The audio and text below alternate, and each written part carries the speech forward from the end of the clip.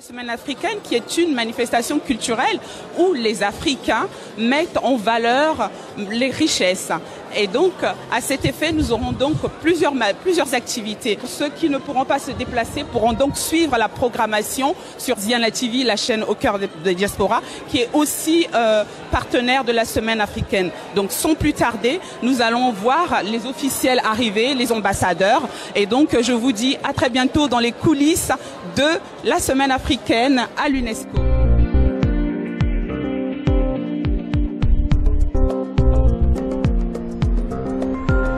Excellences, Mesdames et Messieurs les délégués permanents, chers collègues, chères sœurs, chers frères, la semaine africaine met en exergue et à l'honneur le patrimoine, la richesse et les diversités culturelles du continent. Elle constitue un symbole d'unité et de partage. Elle nous offre l'opportunité de présenter une Afrique à la fois unie et plurielle, animée par le seul désir de promouvoir le rapprochement des peuples. Madame Azoulay, bonjour. Donc c'est Ziana TV, la chaîne au cœur des diasporas. Alors aujourd'hui, quel est l'intérêt de cette semaine africaine? C'est un rendez-vous très attendu à l'UNESCO, organisé par les pays africains de l'UNESCO, qui met en valeur à la fois la diversité des cultures, l'innovation, les contributions à la paix, et qui dit tout ce que l'Afrique d'aujourd'hui peut apporter au monde. D'accord, donc un message d'espoir pour les Africains? Un message d'espoir pour le monde, je dirais plus que l'Afrique se présente au monde à travers l'UNESCO, dans ses diverses dimensions, toutes celles qui sont liées au mandat de l'UNESCO, et particulièrement pour cette édition, tout ce qui est lié à la paix, à l'innovation aussi, puisque c'est le continent de la jeunesse, et au développement durable, si on veut avoir une planète où nous puissions tous vivre dans les années qui viennent.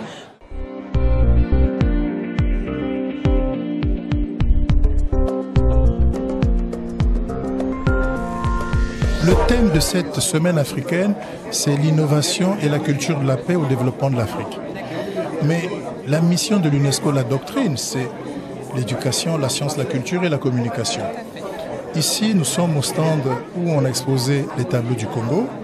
Mais nous, en ce qui nous concerne, le message que nous voulons lancer d'emblée, c'est que pour les mois, les années à venir, le Congo puisse aller au-delà des murs de l'UNESCO pour toucher la communauté congolaise, la diaspora congolaise, à partir du vecteur culturel.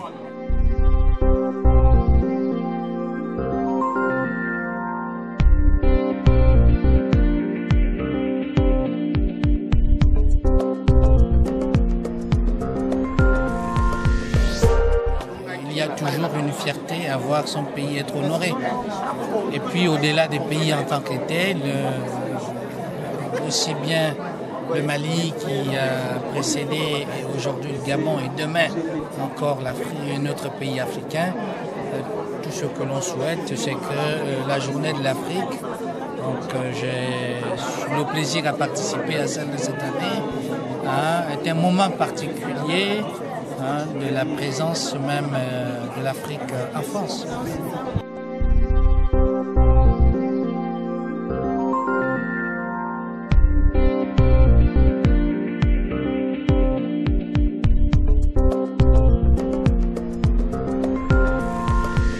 Can you present your innovation, please? Using this system, you can control all your electric equipment in your house, using your phone without internet, anywhere in the world. For example, I'm from Mozambique, and from my house I have this system too. And from here I can switch on, switch off the lamps, the TV, by using my phone without internet. Qu'est-ce que Drepaker, Myriam? Alors Drepaker, c'est la première application mobile préventive et informative et de suivi personnalisé dédiée aux drépanocytaires, leurs proches et les professionnels de la santé.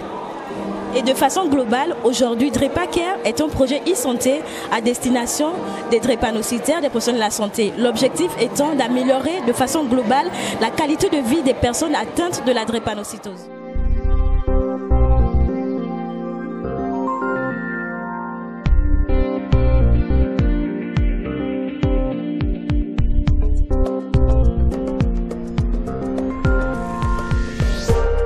suis au stand du Bénin.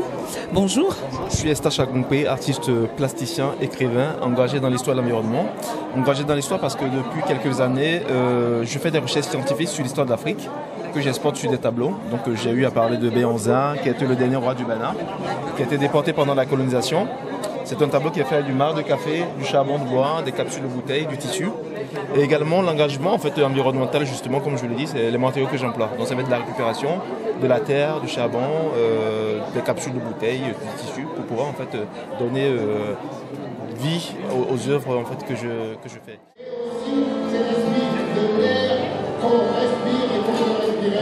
Mes chers amis, je remarque qu'il y a de fortes émotions. L'Afrique, c'est aussi cela.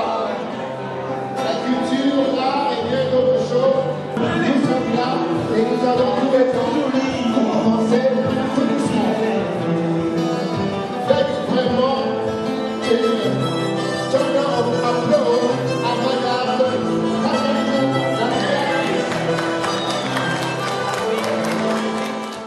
Karibu Muri Burundi. Donc voilà, bienvenue dans le stand du Burundi où nous présentons donc les spécialités locales, donc le thé ainsi que le café du Burundi. Donc ce sont des produits qui sont très prisés dans le monde entier. N'hésitez pas à venir nous faire un petit coucou et puis à goûter aux spécialités burundaises. On vous y attend toute la semaine.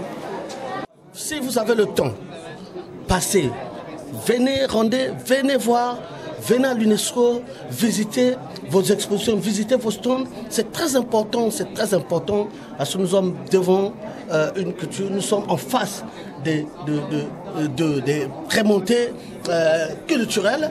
Et donc nous devons faire cet effort de toujours être là. Et moi je suis là en tout cas, et j'étais là. Merci Zena TV.